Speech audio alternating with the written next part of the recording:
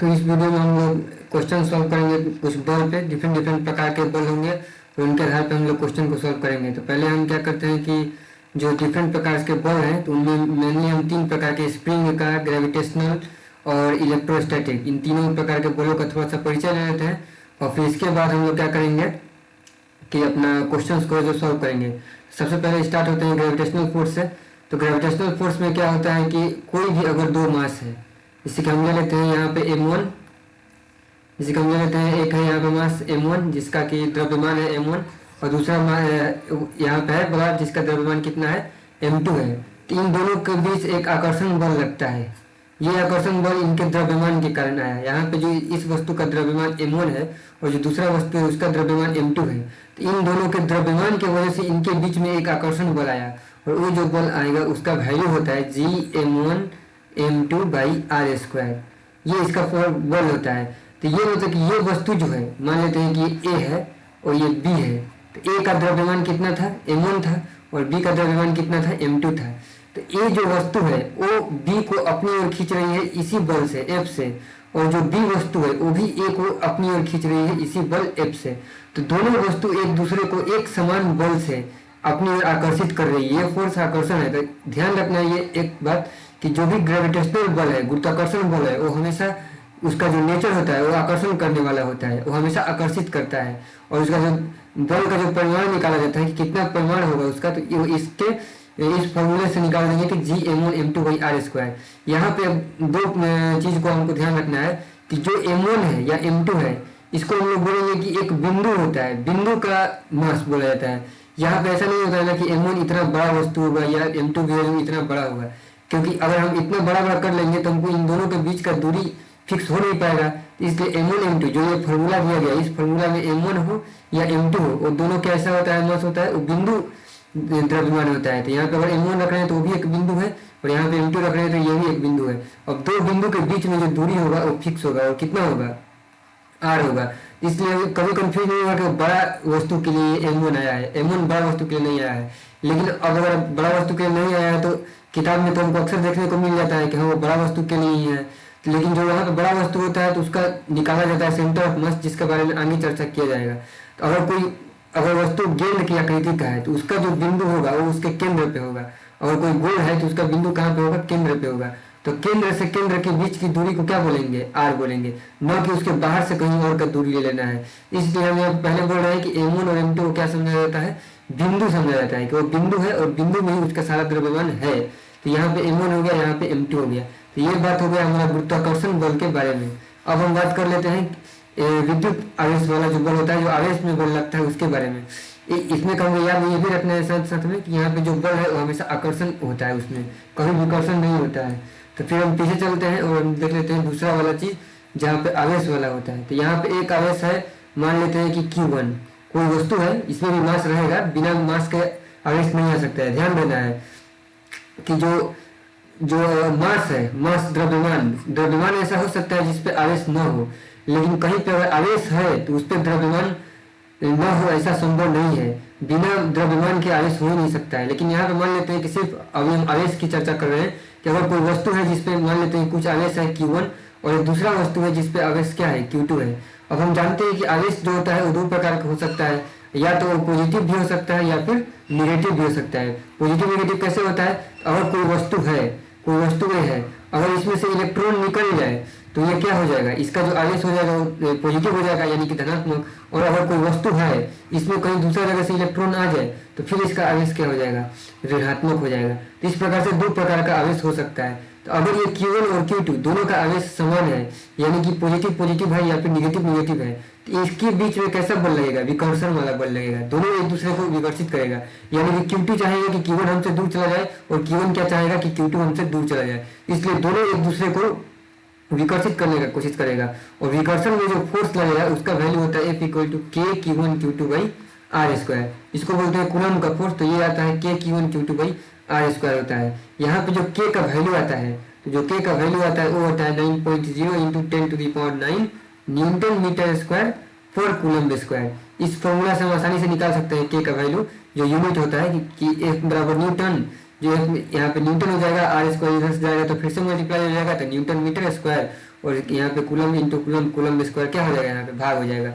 इसलिए के का यूनिट क्या है, न्यूटन मीटर स्क्वायर पर कूलम स्क्वायर। यहाँ पे पीछे में लग रहा है कि जी का वैल्यू बताना छोड़ दिए हैं, तो यहाँ पे जी का वैल्यू हम नोट कर लेते हैं।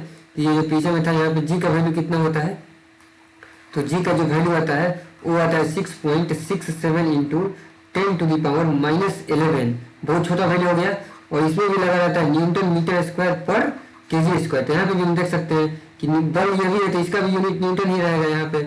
और ये आर स्क्वायर है तो यहाँ पे क्या रहेगा, मीटर स्क्वायर जाएगा ही, तो ये मीटर स्क्वायर ये न्यूटन तो मल्टीप्लाई हो गया। और नीचे से अब की बार लेकिन क्या जाएगा, केजी स्क्वायर जाएगा। लेकिन इसमें नीचे में क्या दिया था, चूंकि दो गो चार्ज था तो coulomb into coulomb, coulomb square चला गया था, तो न्यूटन मीटर स्क्वायर पर कूलम स्क्वायर हो गया।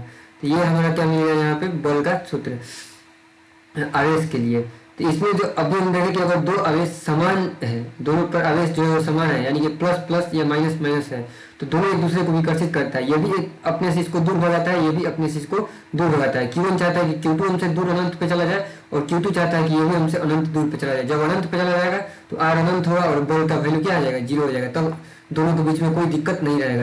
नहीं तो अभी क्या जैसे चाहता है कि ठीक है हम दोनों एकदम दूर दूर पे चला जाए। वही अब बात कर लेते हैं कि अगर एक आवेश का जो नेचर होता है वो आकर्षित होता है। आकर्षण कब होता है, जब मान लेते हैं कि Q1 अगर पॉजिटिव है और Q2 क्या है यहाँ पे निगेटिव है, तो ये दोनों जो क्या करेगा, अब एक दूसरे को आकर्षित करेगा। Q1 चाहेगा कि Q2 मेरे पास आ जाए और Q2 भी चाहेगा कि ये भी मेरे पास आ जाए, तो दोनों एक दूसरे को आकर्षित कर रहा है। और आकर्षित करते रहेगा तो इसका वैल्यू क्या आएगा, के Q1 Q2 भाई यहाँ पे आर स्क्वायर। ये भी सेम बल से आकर्षित कर रहा है, जिस सेम बल से ये विकर्षित कर रहा था उसी सेम बल से ये एक दूसरे को क्या कर रहा है, आकर्षित कर रहा है। तो ये एक दूसरे को चाह रहा है कि हम इसको आकर्षित करके एकदम आपस में करीब होकर मिल जाए। तो ये कब होता है संभव, जब दोनों में क्या होता है, आकर्षण होता है। और आकर्षण के लिए क्या होता है कि एक पॉजिटिव रहता है और एक निगेटिव रहता है। तो ये हो गया हमारा दूसरा तरह का बल जो कि चार्ज पे लगता है। तो अभी तक हमने दो प्रकार के बल का चर्चा किया।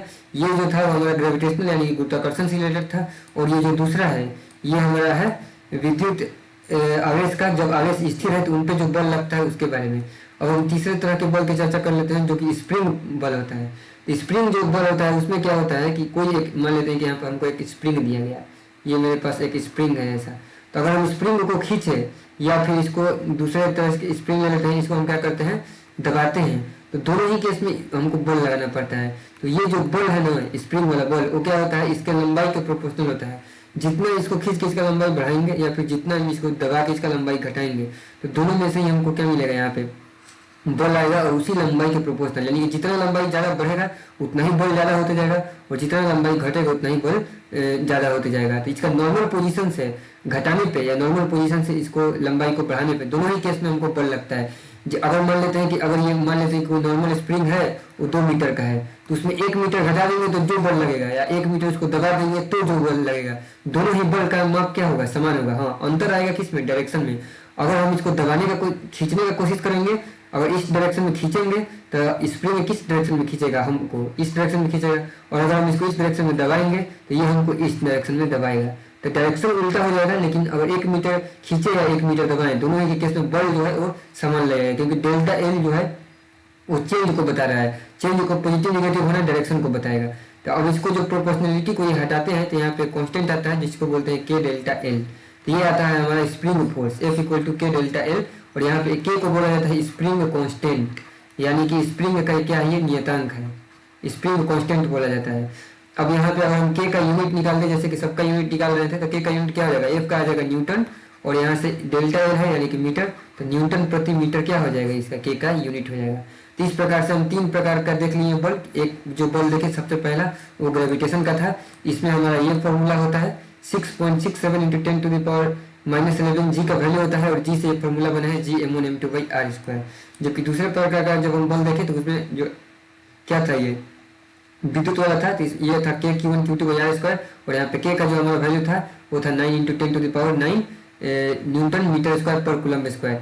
यहाँ पे ध्यान दिया जाता है कि जो के का वैल्यू है, के का एक और वैल्यू कभी कभी लिखा हुआ मिल सकता है, वो आता है हमको लिखा रहता है 1/4πε0, ये के का वैल्यू होता है। और यहाँ पे जो एप्सिलॉन का मान होता है वो होता है 8.85 इंटू 10⁻⁻12। और देख सकते हैं यहाँ से 4π में तो कोई डायमेंशन है नहीं, और यहाँ पे अगर हम के को देख ले, के से कंपेरिजन करें तो के का डायमेंशन ये है, के का डायमेंशन ये था और 4 पाई में कोई डायमेंशन नहीं है, तो एप्सिलॉन नॉट का जो डायमेंशन है सीधे इसका उल्टा हो जाएगा। तो 8.85 जो रहता है इसमें रहता है कूलम स्क्वायर, और न्यूटन मीटर स्क्वायर कहाँ चला जाता है, नीचे चला जाता है। तो ये इसका डायमेंशन हो गया जब हम किसका बात करते हैं, एप्सिलॉन नॉट का। तो ये इसका वैल्यू होता है 8.85 और ये इसका डायमेंशन होता है। इसके आधार पर हम क्वेश्चन को सॉल्व करेंगे। तो हम अपना सबसे पहला क्वेश्चन लेते हैं एक जो बुक में दिया गया है और उसको देखते हैं। इसमें बोला जा रहा है कि सबसे फर्स्ट क्वेश्चन में, पहले हम क्वेश्चन को समझ लेते हैं कि बोल रहा है कि दो सिंगुलर पार्टिकल है जिसका कि मास है 1 ग्राम, यानी कि यहाँ पे एक ग्राम का वस्तु है और यहाँ पे भी कोई 1 ग्राम का वस्तु है। सिंगुलर बोल रहा है यानी कि दोनों ही 1 ग्राम का है। तो दोनों पे बल लगेगा, दोनों एक दूसरे को क्या करेगा, आकर्षित करेगा, क्योंकि यहाँ पे मास का बात हो रहा है। तो मास का हम अभी देखते हैं कि मास के केस में सिर्फ आकर्षण होता है, विकर्षण सोचना ही नहीं है।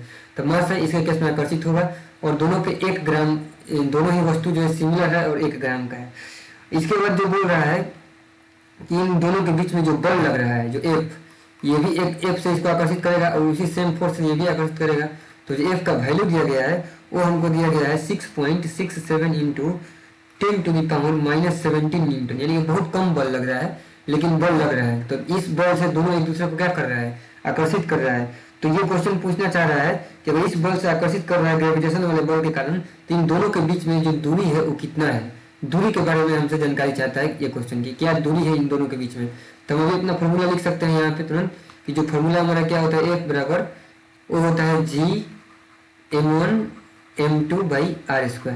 तो सबसे पहले हम सारा वैल्यू अपना लिख लेते हैं। तो क्वेश्चन से हमको मालूम चल गया कि एफ का वैल्यू कितना दिया गया है, 6.67 इंटू 10⁻⁻17 न्यूटन, न्यूटन में दिया गया है एफ। इसके बाद m1 और m2 दोनों ही बराबर है और दोनों कितना है, 1 ग्राम है। 1 ग्राम को अगर हम लोग केजी में बदल दें तो उसको कैसे बदल सकते हैं, 1 ग्राम लिख दिए और ऊपर अगर हमको केजी में बदलना है तो ऊपर में 1 केजी रहेगा तो नीचे में 1000 ग्राम लिख सकते हैं उसके बदला में। तो ये ग्राम से ग्राम जब कैंसिल हो जाएगा तो हमको इसका केजी में मास कितना मिल जाएगा, ये 10 के पावर 3 ऊपर चला जाएगा। तो नीचे में 10 के पावर 3 है तो ऊपर -3, तो इतना केजी। तो हम सबको ऐसा यूनिट में बदल रहे हैं। तो फोर्स जो न्यूटन में ऑलरेडी से ऐसा यूनिट में दिया था और ये जो हमको ऐसा यूनिट में बदल लिए, ग्राम में दिया था तो इसमें बदल लिए। ये न्यूटन ऐसा यूनिट होता है जिसका एक्चुअल वैल्यू क्या होता है, केजी मीटर प्रति सेकंड स्क्वायर, m इंटू ए से इसका एक्चुअल यूनिट होता है केजी मीटर प्रति सेकंड स्क्वायर। लेकिन शॉर्ट में न्यूटन को सम्मान देने के लिए यहाँ पे क्या लिख दिया गया है, न्यूटन लिख दिया गया है। तो ये हमारा मिल गया m1 m2 का वैल्यू जो कि इतना केजी हो गया और फोर्स भी पता है। तो हमको m1 m2 भी मालूम चल गया, जी तो पहले से ही मालूम है क्योंकि ये गुरुत्वाकर्षण का नियतांक है, एफ भी मालूम है। तो सिर्फ हमको निकालना क्या बच गया है, r²। तो हम लोग इसको ऊपर करते हैं और r का वैल्यू कैलकुलेट कर लेते हैं। तो यहाँ से r² बराबर आ कितना जाएगा, r² बराबर इसको हम देख के लिख सकते हैं कि Gm1 m2/f लिख सकते हैं। अब g का वैल्यू कितना है, तो g का वैल्यू हम तो पहले ही अभी पढ़े हुए थे कि 6.67 इंटू 10⁻⁻11 और बटा में क्या रहेगा, यहाँ पे बटा में रहेगा हमारा f, जो कि f कितना था 6.67 इंटू 10⁻⁻17। यूनिट के बात हम यहाँ पे नहीं कर रहे हैं क्योंकि यूनिट सब अपने आप में मैनेज कर जाएगा। ऐसा हम लिखने चाहेंगे तो सारा का यूनिट भी लिख सकते हैं और कैंसिल करके हमें पता चल जाएगा कि r² का यूनिट मीटर स्क्वायर इसमें आने वाला होगा। तो हम यहाँ पे डायरेक्टली मीटर स्क्वायर ही लिख देते हैं क्योंकि r² का यूनिट आएगा। हम चाहें तो इसको कटा के देख भी सकते हैं कि जी का रख देंगे यूनिट, f का रख देंगे, m1 का रख देंगे, m2 का रख देंगे, सब कट के मीटर स्क्वायर बचा रहेगा। तो यहाँ पर हम जी का वैल्यू रख दिए, f का वैल्यू रख दिए, बचा हुआ क्या है हमारे पास m कितना है 10 के पावर 3, एक m1 के लिए 10 के पावर 3 और दूसरा m1 है उसके लिए भी 10 के पावर 3। तो हमारे पास इतना सारा हो गया। अगर यहाँ पर अगर हम वैल्यू का बात करें तो 6.67 यहाँ पर भी है, 6.67 यहाँ पे भी है, ये कैंसिल हो जाएगा। और 10 का बात करें तो ऊपर में है -11, फिर है 10 के पावर -3, फिर से है 10 के पावर -3 और ऊपर में ये जो 10 के पावर -17 नीचे में था ये ऊपर जाएगा तो 10 के पावर +17 बन जाएगा। अब सबका बेस चूंकि सेम है, यहाँ पे भी 10 है, यहाँ पे भी 10 है, यहाँ पे भी 10 है, यहाँ पे भी 10 है, तो जब सेम बेस रहता है तो सबका पावर क्या हो जाता है, ऐड कर दिया जाता है। सबको ऐड कर देते हैं तो यहाँ -11 -3 +17, यहाँ पे क्या आ गया है +17, सबका पावर ऐड कर दिए। तो यहाँ से ऐड करने के बाद क्या मिल जाएगा हमको 10 के पावर मिल जाएगा, यहाँ से 3 3 6 तो -17, तो ये हो जाएगा -17 और +17, यानी कि क्या आ गया 10 के पावर 0 और 1, यानी कि क्या हुआ यहाँ पे लिख देते हैं हम r² का जो वैल्यू है वो 1 मीटर स्क्वायर आया है। तो जब 1 मीटर स्क्वायर r² का वैल्यू आया तो r बराबर भी क्या होगा 1 मीटर, यानी कि क्या हुआ कि जो दोनों वस्तु जो था उसके बीच का सेपरेशन मालूम चल गया कि दोनों कितना की दूरी पर रखा गया है, 1 मीटर की दूरी पर रखा गया है। 1 मीटर की दूरी पर था, इसलिए उन दोनों के बीच में इतना बल लग रहा था। 1 मीटर की दूरी पर था और उन दोनों का मास 1 ग्राम था, तो दोनों का बल कितना लगा, F बराबर जो दिया गया था इतना बल लगा। तो इसके विपरीत हम लोग को जो मीटर डिस्टेंस निकालना था वो निकाल दिए, क्योंकि क्वेश्चन में हमको F मालूम था, ग्राम मालूम था, तो ये निकालिए। अब हमको इसको रिवर्स में चेक भी कर सकते हैं, क्योंकि अब हमको इसका मास मालूम पता ही है पहले से, और दूरी निकाल लिए, तो जब हम उसको फॉर्मूला लगाएंगे तो हमको F मिल जाएगा। तो ये हो गया हमारा कौन सा बल, गुरुत्वाकर्षण बल पे एक क्वेश्चन हुआ। और एक और क्वेश्चन सॉल्व करते हैं आगे में इसका, तो उसका हम पहले स्टेटमेंट देख लेते हैं।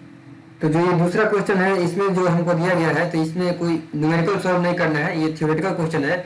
तो क्वेश्चन में बोल रहा है ना कि हमको कैलकुलेट करना है, वो फोर्स बताइए जिसके हम पृथ्वी को खींच रहे हैं। तो इसके बारे में थोड़ा सा चर्चा कर लेते हैं। पृथ्वी तो बहुत बड़ी है, ठीक है, पृथ्वी बहुत बड़ी है और हम पृथ्वी की तुलना में बहुत क्या है, छोटे हैं। तो बोल रहा है कि जो हम हैं, ये हम मान लेते हैं कि हम हैं, यहाँ पे हम हैं और यहाँ पे क्या है, अर्थ है। तो ये अर्थ जो है और ये जो हम हैं, तो ये क्वेश्चन में पूछ रहा है कि हम जो है वो पृथ्वी को कितने से खींच रहे हैं। तो अभी तो हम ग्रेविटेशन का नियम पढ़े थे कि उसमें जो दो वस्तु होती है वो दोनों वस्तु एक दूसरे को सेम फोर्स से खींचती है, और फोर्स का वैल्यू क्या होता है, G(m)/r²। तो मान लेते हैं कि ये m किसका द्रव्यमान था, अर्थ का, जो बहुत बड़ा था, और m किसका द्रव्यमान था, हमारा द्रव्यमान था। तो भले हमारा मास छोटा, मतलब द्रव्यमान छोटा है क्योंकि हम बहुत छोटे हैं तो पृथ्वी की तुलना में, और पृथ्वी का द्रव्यमान क्या है, बहुत बड़ा है क्योंकि पृथ्वी बहुत बड़ी है। लेकिन जो दोनों एक दूसरे को जो खींच रहा है ना, वो बल, दोनों पे लगने वाला बल क्या है, समान है। तो अंतर कहाँ पे आएगा, इसको हमको देखना है, क्योंकि दोनों को खिंचाव है वो तो सेम है। हम जितना बल से पृथ्वी को खींच रहे हैं, पृथ्वी भी उतना ही बल से हमको खींच रहा है। तो अंतर कहाँ पे आएगा, तो अंतर आएगा इसके त्वरण में। तो इसका हम थोड़ा सा त्वरण का बात कर लेते हैं। जो पृथ्वी का जो अभी हमको पता चल गया कि ठीक है ये पृथ्वी है, पृथ्वी पे यही बल लग रहा है, तो इसका त्वरण कितना होगा, त्वरण जो होगा कैपिटल M का। तो त्वरण कैसे निकालेंगे, बल तो सेम है, और पृथ्वी का त्वरण निकालने के लिए पृथ्वी के द्रव्यमान से भाग दे देंगे, क्योंकि F बराबर होता है ना ma, तो फिर A बराबर त्वरण बराबर क्या होता है, F/m। तो यहाँ पे जो पृथ्वी को इस बल से खींचा जा रहा है और इसका द्रव्यमान m है, तो m से भाग दे देंगे, और जैसे ही इसमें m से भाग देंगे तो यहाँ पे हमको मिल क्या जाएगा, Gm/r²। और इसका जब अगर हम अपना त्वरण निकाले am, तो ये हमारा क्या आएगा, अगर F हम अपने द्रव्यमान से भाग देंगे जो कि m है, तो यहाँ से आएगा क्या मेरा Gm/r²। तो यहाँ से हमको अंतर मालूम चल गया होगा, इसमें कौन सा त्वरण बड़ा है। तो हम आसानी से देख के बता सकते हैं कि A जो m है, जो मतलब कि पृथ्वी का जो त्वरण है वो बहुत ही छोटा है, किसके त्वरण से, आदमी के त्वरण से। क्यों, क्योंकि इसके त्वरण में देख लीजिए, यहाँ से देखने में कौन को मालूम चल रहा है कि यहाँ पे जो त्वरण है इसमें G/r² तो दोनों के लिए सेम है, लेकिन इसमें जो हमारा जो त्वरण है उसमें कैपिटल M है, और कैपिटल M तो बहुत बड़ा है, मालूम है ना, कैपिटल M, यानी कि पृथ्वी का मास बहुत बड़ा है, किससे, हमारा द्रव्यमान से। तो यहाँ पे जो हमारा जो त्वरण आ गया वो बहुत बड़ा हो जाएगा, कि हमारे त्वरण में किसका मास आया है, पृथ्वी का। सॉल्व करने पे तो पृथ्वी का मास आया है यहाँ पे m, इसलिए जो हमारा त्वरण है वो बहुत ज्यादा है, किसके कंपेरिजन में, एज कम्पेयर टू पृथ्वी का त्वरण, क्योंकि पृथ्वी के त्वरण में किसका त्वरण है, यहाँ पे ये इसका त्वरण है। इसलिए अगर कोई बाहर से आदमी यहाँ पे खड़ा होकर देखेगा तो उसको लगेगा कि दोनों एक दूसरे को खींच रहा है, लेकिन ये जो है पृथ्वी बहुत धीरे धीरे चल रही है, और जो हम जो है वो बहुत तेजी से पृथ्वी की तरफ क्या हो रहे हैं, जा रहे हैं। तो ये बाहर के आदमी को ऐसा प्रतीत होगा कि ये जो है बहुत धीरे धीरे जा रहा है, क्योंकि इसका त्वरण बहुत कम है, और ये बहुत तेजी से जा रहा है पृथ्वी की तरफ, क्योंकि इसका त्वरण क्या है, बहुत ज्यादा है। लेकिन दोनों पर लगने वाला बल जो है वो एक समान है। तो जो क्वेश्चन था उसमें सिर्फ इतना ही था कि हम पृथ्वी को कितने बल से खींच रहे हैं, तो इसी बल से खींच रहे हैं, और उसी बल से ये भी हमको खींच रहा है। तो सिर्फ अपना मास, पृथ्वी का मास और ये सबका वैल्यू रख देंगे, बस मालूम चल जाएगा। r के जगह पृथ्वी का त्रिज्या रख देना है, जो कि शायद 6400 किलोमीटर होता है, कुछ 6400 किलोमीटर होता है शायद पृथ्वी का जो त्रिज्या होता है, रेडियस जो है, अर्थ का जो रेडियस है 6400 किलोमीटर होता है, ठीक है, 6400 किलोमीटर होता है। तो इसको हम बिंदु मान लेंगे कि हम पृथ्वी से 6400 किलोमीटर की दूरी पर है, क्योंकि इसके सतह पर रहेंगे, तो इसके सतह पर रहेंगे तो 6400 किलोमीटर की दूरी पर रहेंगे, और पृथ्वी के सारा द्रव्यमान को कहाँ पे केंद्रित मान लेंगे, इसके केंद्र पे, और ये r हो जाएगा हमारा डिस्टेंस, और सारा वैल्यू इसमें रख के कैलकुलेट कर लेंगे। अपने मास जो भी 40, 45, 50, 60 जो भी रहेगा उसको रख के, और अपने वैल्यू क्या कर लेंगे, इसमें से निकाल लेंगे कि कितना बल से हम इसको खींच रहे हैं। तो अपने अपने मास पे अपने अपने वैल्यू क्या करेगा, डिपेंड करेगा। इसको हम और यहाँ पे वैल्यू जैसे कि लिख देते हैं कि अगर कोई बल निकालना चाहता है तो क्या निकलेगा। तो हम सबसे पहले जी का मान रखेंगे, तो 6.67 × 10⁻⁻⁻⁴ 11 जी का मास हो गया। इसके बाद पृथ्वी का द्रव्यमान हमको चाहिए, तो जो पृथ्वी का द्रव्यमान होता है मास ऑफ अर्थ वो होता है यहाँ पे 6 इंटू 10⁻24। ये पृथ्वी का द्रव्यमान है, याद रखना है, पृथ्वी का द्रव्यमान केजी। और यहाँ पे हम अपना मास रख देंगे, जो भी 40 50 60 70 जो भी अपना द्रव्यमान रहेगा वो रख लेंगे। और जो दूरी का बात रहेगा आर, तो वो कितना रहेगा 6400 किलोमीटर, तो हमको मीटर में रखना होगा, तो इंटू 10⁻3। तो ये सब आ गया ऐसा यूनिट में, और सिर्फ यहाँ पे अपना मास रख देना है केजी में, और जो आंसर आएगा वो हमारा आंसर हो जाएगा कि कितना बल से हम पृथ्वी को क्या कर रहे हैं, खींच रहे हैं, या पृथ्वी हमको कितना बल से खींच रहा है। तो अंतर आएगा त्वरण पे, खींच से सेम रहे, लेकिन पृथ्वी को खींचने में जो त्वरण लग रहा है वो बहुत कम रहेगा, लेकिन जो इस पे त्वरण हमारे पे जो त्वरण लगेगा वो बहुत ज़्यादा हो जाएगा। तो फिर से हम चलते हैं अगला क्वेश्चन पे। ये भी जो क्वेश्चन है थोड़ा सा थ्योरेटिकल टाइप से ही है। बोल रहा है कि मतलब कितना डिस्टेंस पे दो चार्ज को रखा जाए, और दोनों जो चार्ज का मैग्नीट्यूड है वो 1 कूलम है, ताकि जो force between them equal to our weight, हमारा वेट। तो दो चीज आता है, एक आता है वेट, एक आता है मास। वेट का मतलब होता है द्रव्यमान, द्रव्यमान ये उल्टा हो गया, वेट का मतलब द्रव्यमान नहीं होता है, वेट का मतलब होता है भार। वेट का मतलब क्या होता है, भार। और मास का मतलब होता है द्रव्यमान। तो वेट का जो यूनिट होगा वो होता है न्यूटन में, और द्रव्यमान का यूनिट होता है वो होता है केजी में। तो ये बोल रहा है कि हमारा वेट, तो वेट जो है ये फोर्स है, ये क्या है, फोर्स का है, फोर्स है तभी तो यूनिट क्या है, न्यूटन है। और द्रव्यमान फोर्स नहीं है, द्रव्य का मान है, द्रव्य में कितना मान है, कितना उसका उसमें जो मान है उसको केजी में व्यक्त करते हैं लोग, तो ये केजी है। जैसे कि अगर हम 5 केजी के हैं, या कोई भी अगर वस्तु अगर 10 केजी का हो गया, या फिर कोई भी उसके हिसाब से, तो उसको केजी में गुरुत्वीय त्वरण से क्या कर देना है, सिंपली मल्टीप्लाई कर देना है। अगर 5 केजी का कोई वस्तु ले लेते हैं, अगर हम 5 केजी का वस्तु ले लेते हैं, उसमें हम क्या कर देते हैं, इसको हम लोग गुना कर देते हैं गुरुत्वीय त्वरण से, जिसका वैल्यू अक्सर 10 लेके चला जाता है, 10 मीटर प्रति सेकंड स्क्वायर। तो बल कितना आ जाएगा, 50 न्यूटन आ जाएगा। तो 50 न्यूटन बल होगा, या इसी को हम लोग क्या बोलेंगे, वेट बोलेंगे। तो 5 केजी का वस्तु, या कोई अगर 5 केजी का है तो उसके 5 केजी का वस्तु के हिसाब से जो उसका बल आएगा वो कितना आएगा, 50 न्यूटन का बल आ जाएगा, या उसका भार हो जाएगा। तो 50 न्यूटन भार हो जाएगा जब 5 केजी का। तो वही बोल रहा है कि अगर हमारा वजन जितना भी होगा उस वजन के हिसाब से पहले अपना वेट निकाल लेना है। तो जो भी 40 50 60 जो भी वजन है किसी व्यक्ति का, उसके हिसाब से अपना क्या कर लेंगे, हम अपना वेट निकाल लेंगे कि कितना हमारा भार आता है। तो अगर कोई 40 केजी है या 45 केजी है, वो अपना फिर से 10 से मल्टीप्लाई कर लेगा, या 9.8 से, तो उसको भार मिल जाएगा 400 न्यूटन या फिर जो भी। और इस 400 न्यूटन के लिए बल मालूम चल गया, तो यहाँ से हम किसका वैल्यू निकाल लेंगे, के Q1 Q2 by R square से निकालना है। और Q1 और Q2 दोनों बराबर दिया गया है, और दोनों दिया गया है कि वो 1 कूलम का है। और आर जो है, आर वो सेपरेशन पूछ रहा है कि कितना डिस्टेंस पे रखा जाए, और के का वैल्यू तो फिक्स हम जानते ही हैं, और के कितना होता है 9 इंटू 10⁻9 न्यूटन मीटर स्क्वायर पर कूलम स्क्वायर। तो के भी मालूम चल गया, Q1 Q2 भी मालूम चल गया 1 कूलम का है।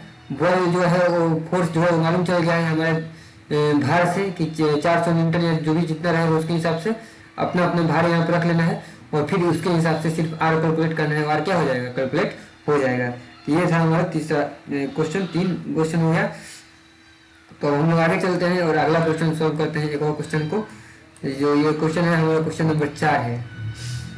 तो चौथा क्वेश्चन को ध्यान से देखते हैं कि इसमें क्या दिया है। तो चौथा क्वेश्चन बोल रहा है कि 2 स्फेरिकल बॉडी है, और दोनों का जो मास है, यानी कि जो दोनों का द्रव्यमान है वो 50 केजी है। यहाँ पे एक स्फेरिकल बॉडी मान लेते हैं, और ये भी स्फेरिकल बॉडी मान लेते हैं, सिमिलर बना देते हैं, क्योंकि दोनों का मास क्या है, सेम है। तो दोनों का जो उसको जो दोनों का साइज है उसको हम सिमिलर बना देते हैं। ये भी है 50 केजी का, और ये भी कितना केजी का है, 50 केजी का है। तो दोनों 50 केजी का है, और इसको प्लेस किया गया है सिर्फ 20 सेंटीमीटर के दूरी पे, यानी कि आर जो है दोनों का जो केंद्र की दूरी है, दोनों का केंद्र के बीच में जो दूरी है वो 20 सेंटीमीटर है। तो इसको अगर हम मीटर में लिखना चाहें तो कैसे लिखेंगे, 20 सेंटीमीटर, मीटर में कन्वर्ट करना है तो मीटर ऊपर और 1 मीटर में आता है 100 सेंटीमीटर। सेंटीमीटर से सेंटीमीटर कट जाएगा, 0 से 0 1 कटेगा, तो आ जाएगा 0.2 मीटर। तो ये दोनों के बीच का सेपरेशन हो गया कि दोनों 0.2 मीटर के डिस्टेंस पर रखा गया है। दोनों का वजन आ गया इतना इतना केजी। अब दोनों को बोला गया ना कि इक्वल चार्ज रिप्लेस किया गया है। इक्वल चार्ज है यानी कि इक्वल चार्ज है, तो यानी इस पे अगर क्यू चार्ज है तो इस पे भी क्या चार्ज है, क्यू चार्ज है।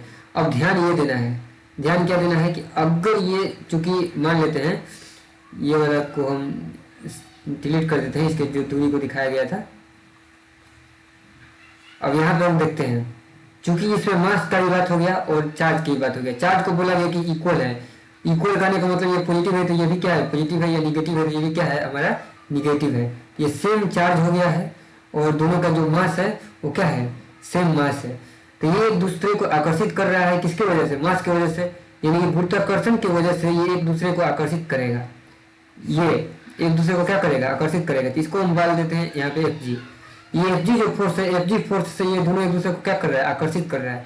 लेकिन चूंकि दोनों का चार्ज सेम है दोनों पे, तो एक दूसरे को क्या करेगा, विकर्षित करेगा।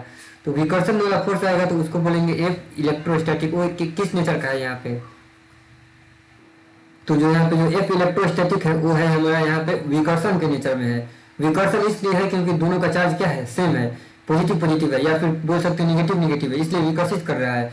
और जो ग्रेविटेशनल फोर्स है दोनों के, जो कि मास की वजह से आ रहा है, वो दोनों को क्या कर रहा है, आकर्षित कर रहा है। तो जो ग्रेविटेशनल फोर्स है वो आकर्षित कर रहा है, और जो इलेक्ट्रोस्टैटिक फोर्स है यानी कि विद्युत वाला जो फोर्स है, चार्ज वाला जो फोर्स है, वो दूसरे एक दूसरे को क्या कर रहा है, विकर्षित कर रहा है। तो इस प्रकार से अगर इन दोनों से क्या बोल रहा है यहाँ पे, अगर हम बोला जाए कूलॉम का एक रिपल्सन है जो कि मतलब दोनों को विकर्षित कर रहा है, और ग्रेविटेशनल है दोनों को क्या कर रहा है, आकर्षित कर रहा है, और दोनों का मैग्नीट्यूड क्या है, सेम है।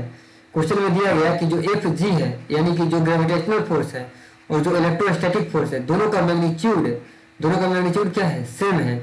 जब दोनों का मैग्नीट्यूड सेम है तो हमको ये बताना है कि इस पर कितना चार्ज रखा गया है, कितना चार्ज है। और चार्ज को मालूम है ये भी हमको, कि दोनों पे जो चार्ज रखा गया है वो क्या है, सेम है। तो हमको ये सिर्फ बताना है कि दोनों का अगर मैग्नीट्यूड सेम है तो कितना चार्ज रखा गया है। तो सिंपली इसको आसानी से हम सॉल्व कर सकते हैं। इसको सॉल्व करते हैं और देखते हैं कि क्या आएगा। तो यहाँ पे हमको बोला गया कि एफ जी जो है यानी कि जो ग्रेविटेशनल जो आकर्षित करने वाला फोर्स है और जो विकर्षित करने वाला फोर्स है, वो दोनों एक दूसरे को क्या कर रहे हैं, सेम मैग्नीट्यूड का है। तो जब सेम मैग्नीट्यूड का है जब दोनों फोर्स, ये भी हमको ध्यान देना है, ये चलेगा नहीं, मूव नहीं करेगा, क्योंकि जितना से आकर्षित हो रहा है उतना ही से विकर्षित हो रहा है। तो दोनों विरामावस्था में रहेगा, दोनों रुका रहेगा, कोई मूव नहीं करेगा, क्योंकि कोई नेट फोर्स यहाँ पे है नहीं, तो ये मूव नहीं करेगा, ये रुका हुआ रहेगा। वो रुका है तो रुका ही रहेगा, इसको मूव करने की जरूरत नहीं रहेगा। तो यहाँ पे जो इक्विलिब्रियम के सिचुएशन में इसको बोला जाएगा, साम्य अवस्था में है, मैकेनिकल इक्विलिब्रियम है। दोनों पे जो फोर्स लग रहा है वो क्या हो गया है, जो भौतिक फोर्स लग रहा है वो दोनों इक्वल और एक दूसरे का अपोजिट है, कैंसिल कर दे रहा है। जितना ऐसा आकर्षण है उतना से विकर्षण है, कि ये मूव नहीं करेगा, विरामावस्था में रहेगा, क्योंकि मैग्नीट्यूड क्या है, सेम है। और वो मैग्नीट्यूड सेम करने के लिए चार्ज का कुछ स्पेशल क्वांटिटी रखा गया है, उसी स्पेशल क्वांटिटी को हमको क्या करना है, निकालना है। तो यहाँ पे एफ जी और एफ ई दोनों क्या है, सेम है, तो हमको इसी को कैलकुलेट करना है। अब एफ जी तो हम जानते हैं, इसको कैसे लिखते हैं, जी, और यहाँ पे क्या लिखेंगे, m1 m2 by R square, और यहाँ पे लिखा जाता है k q1 q2 by R square. और यहाँ पे अगर हम आगे इसको प्रोसीड करें यहीं पर, तो जो m है, दोनों का मास तो बराबर है, तो m ही है, और m का मान, m का वैल्यू कितना है, 50 kg। तो सबसे पहले हम इसको ऐसे ही लिख लेते हैं। तो यहाँ पे क्या आएगा, जी एम स्क्वायर, और यहाँ पे बटा में क्या रहेगा, आर स्क्वायर, और यहाँ पे क्या रहेगा k, और दोनों पे सेम चार्ज रखा गया है, q और q, तो इसको क्या कहेंगे हम, k q स्क्वायर, और बटा में क्या लिखेंगे, आर स्क्वायर। अब r जो है वो दोनों के लिए सेम है, जितना डिस्टेंस r मतलब सेम है ना, ये वस्तु एक ही है, तो जितना डिस्टेंस पे ग्रेविटेशनल फोर्स लग रहा है उतना ही डिस्टेंस पे कौन सा फोर्स लग रहा है, कूलम वाला फोर्स लग रहा है। तो दोनों के लिए r सेम है, तो r से इंडिपेंडेंट हो गया, r क्या हो जाएगा, यहाँ पे कैंसिल हो जाएगा। तो सिर्फ अब हमको किसका वैल्यू निकालना है, g, यानी कि अगर ये डिस्टेंस नहीं भी दिया रहता तो कोई फर्क नहीं पड़ता, डिस्टेंस से हमको कोई मतलब नहीं है, 20 सेंटीमीटर दे या ना दे, डिस्टेंस से ये इंडिपेंडेंट हो गया, डिस्टेंस का कोई यहाँ पे मतलब नहीं रह गया है। तो 20 सेंटीमीटर दिया भले है, लेकिन इसका क्वेश्चन में कोई यूज नहीं है। अगर हम लिखना चाहते हैं तो झूठ-मूठ का टाइम बर्बाद होगा, तो जी हम इसको नहीं लिखेंगे, क्योंकि हम देखते हैं कि इक्वेशन में आर स्क्वायर सीधे कैंसिल हो गया। तो अब हमको जी मालूम है, इसका वैल्यू मालूम है, एम जो क्या है हमारा, मीटर नहीं समझ लेना है, एम क्या है हमारा, मास है, जो कि 50 kg है, ये भी मालूम है, के भी नियतांक है कूलम का, ये भी हमको मालूम है। तो सिर्फ निकालने के लिए क्या बच गया, क्यू, ये हमको निकाल लेते हैं। यहाँ पर लिख लेते हैं कि क्या आ गया हमारे पास, यहाँ से जो फॉर्मूला के रूप में आया है, तो जी एम स्क्वायर बराबर के क्यू स्क्वायर आ गया। तो हमको निकालना है क्यू स्क्वायर, तो क्यू स्क्वायर बराबर क्या आ जाएगा, जी एम स्क्वायर अपॉन के। तो ये आ गया हमारा क्यू स्क्वायर का वैल्यू, यानी कि इसका यूनिट कूलम के स्क्वायर के रूप में आएगा। तो सबको वैल्यू लिख लेते हैं। तो जी का वैल्यू क्या आता है, 7 इंटू 10⁻11। और जो k का वैल्यू आता है वो क्या आता है, तो जो k का वैल्यू आता है वो आता है हमको 9 इंटू 10⁻9। तो ये g का वैल्यू आ गया और किसका वैल्यू आ गया, k का, और बचा सिर्फ किसका वैल्यू है, m का। तो m जो है द्रव्यमान था, तो कितना द्रव्यमान था, तो 50 kg द्रव्यमान था। 50 kg द्रव्यमान था, तो एक जो है 50 kg है, m स्क्वायर करना है तो एक 50 है और दूसरा भी क्या है 50 है। तो ये सारा हमारा क्या हो गया, वैल्यू हो गया। इसको हम यहाँ पे कैलकुलेट कर लेते हैं। तो यहाँ पे जो हो जाएगा 6.67 इंटू 25 इंटू 9, यहाँ पे डिवाइड है 9 का। और अगर हम यहाँ पे पावर का बात करें तो 10⁻11, और इसको 5 इंटू 5 अगर 25 किए हैं तो 10 इंटू 10, दोनों में से एक जीरो बाहर रहेगा। इसको हम यहाँ पे लिख सकते हैं 10⁻2 और बटा में जो है 10⁻9। तो ये आ गया हमारा। इसके बाद अगर हम आगे चलते हैं, प्रोसीड करते हैं, तो यहाँ पे ये क्या आएगा, इसका वैल्यू हम कैलकुलेट कर लेते हैं कैलकुलेटर से कि कितना ये वैल्यू आएगा मल्टीप्लाई। इसके वैल्यू को हम लोग इसमें पुट करके निकाल लेते हैं कि कितना वैल्यू आ रहा है। तो 6.67 को 25 से मल्टीप्लाई करना है, तो 6.67 और इसको मल्टीप्लाई कितना से करना था, 25 से। तो ये आ गया मेरा 166.75 और इसको डिवाइड कर देना है हमको 9 से। तो ये आ गया हमारा 18.52। तो 18.52 आ जाएगा यहाँ पे 18.52। और यहाँ पे जो 10 है, 10 का देख लेते हैं। तो 10 का जो है -11 प्लस 2 और जो 9 है नीचे में है तो ऊपर जाएगा तो क्या बन जाएगा -9। तो यहाँ पे ये भी ऐड हो जाएगा। तो अब यहाँ पे जो वैल्यू आएगा 8.52 इंटू 10 के पावर कितना हो जाएगा, ये -11 है और -9 है तो -20 और -20 में से +2 हो जाएगा तो -18। तो यहाँ से मतलब क्या हो गया कि क्यू स्क्वायर का जो वैल्यू है वो आ गया 18.852 इंटू 10⁻18 कूलम स्क्वायर आ गया, ये आ गया। तो यहाँ से सिर्फ अब हमको किसका वैल्यू निकाल देना है, क्यू का। तो क्यू बराबर ये रूट में चला जाएगा, पूरा साइड में कर देते हैं, क्यू बराबर रूट में चला जाएगा 18.852 इंटू 10⁻18 ये रूट में चला गया। तब इसको बस हमको वैल्यू, इसको रूट को सॉल्व करेंगे, हमारा चार्ज का वैल्यू आ जाएगा यहाँ पे कि कितना आवेश था। इसको रूट निकाल लेते हैं, तो रूट में अगर निकालेंगे ये रूट में आ जाएगा 18.852 और इसका जब रूट करेंगे तो ये 2 से भाग लग जाएगा, पावर में 2 से भाग लग जाता है तो 10⁻9 हो जाएगा। और इसका रूट निकाल लेते हैं, 18.852 का रूट निकाल लेते हैं। तो ये आया है हमारा 1852 और इसका सिर्फ क्या कर देना है, स्क्वायर रूट ले लेना है। इसका स्क्वायर रूट आएगा 4.304। तो यहाँ पे हमारा आ जाएगा 4.304 इंटू 10⁻9 कूलम। ये आ गया हमारा वैल्यू किसका, चार्ज का। तो अगर हम इसको देखने जाएं, अगर हमारा जो क्वेश्चन था, तो क्वेश्चन में जो था कि सब चीज दिया गया था, सिर्फ हमको किसका वैल्यू निकालना था, क्यू का। और ये वैल्यू आ गया 4.304 आया है ना, 4.304 आया है, 4.304 इंटू 10⁻19 कूलम। यानी कि जो दोनों वस्तु है वो दोनों वस्तु पे सिर्फ इतना चार्ज रख देने से, जो कि बहुत कम मात्रा में चार्ज है, इतना चार्ज रख देंगे तो बस हमारा क्या हो जाएगा, इतना अगर हम चार्ज रख देंगे तो दोनों एक दूसरे को इक्विलिब्रियम में आ जाएगा, दोनों एक दूसरे के लिए साम्य अवस्था में हो जाएगा। तो ये आर से इंडिपेंडेंट है हमारा ये चीज। तो जो जिस बल से ये आकर्षित कर रहा था, जिस ग्रेविटेशनल फोर्स से, अगर इतना चार्ज रख दे तो उसी फोर्स से ये दूसरे को क्या करेगा, विकर्षित करेगा। और उसको विकर्षित करने के लिए इतना चार्ज रिक्वायर्ड होगा कि दोनों पे कम से कम इतना चार्ज हम क्या करें, मतलब कम से कम नहीं, एकदम इक्वल टू मात्रा में इतना चार्ज हमको क्या करना है, रखना ही होगा। जब ये एकदम इतना चार्ज रखेंगे और ये इतना मास रहेगा तो ये हमेशा इक्विलिब्रियम पे रहेगा, चाहे कोई भी डिस्टेंस हो। डिस्टेंस से तो ये इंडिपेंडेंट है, डिस्टेंस से कोई मतलब इसको नहीं है। तो हम लोग चलते हैं आगे और आगे देखते हैं। तब इसमें हम हमारा जो अगला क्वेश्चन है ये एक बंदर पर आधारित है कि बंदर है और हम जानते हैं बंदर का नेचर होता है इधर उधर बैठता है। तभी जो बंदर है वो पेड़ पे है। तो जो बंदर है वो पेड़ पर है, ट्री के लिम्ब पर, लिम्ब मतलब होता है शाखा। तो पेड़ की एक शाखा पर बंदर है। यहाँ पे मान लेते हैं कोई अगर यहाँ पे पेड़ दिया गया है तो पेड़ के शाखा पर क्या है, बंदर जो है, यहाँ पे कोई एक बंदर है वो यहाँ पे बैठा हुआ है। तो इसका जो बल है इसमें दो प्रकार से, अगर हम सिंपली अगर मान लेते हैं कि अगर एक वस्तु है और इस पे एक कोई टेबल है और टेबल पे कोई वस्तु है, तो इसके ऊपर में क्या लगता है, यहाँ से एक नॉर्मल फोर्स लगता है जिसको नॉर्मल फोर्स बोलते हैं। क्योंकि ये जो वस्तु है इसके नीचे ग्रेविटेशनल बल से खींचा जाएगा तो रिएक्शन में इसके ऊपर एक फोर्स लगता है। तो वही बात बोल रहा है कि जो बंदर है वो किसी पेड़ की शाखा पर बैठा हुआ है, तो जब पेड़ की शाखा पर बैठेगा तो बंदर जो है उस पर ऊपर की तरफ एक बल लगेगा, और ये बल कौन लगाएगा? पेड़ की शाखा लगाएगा।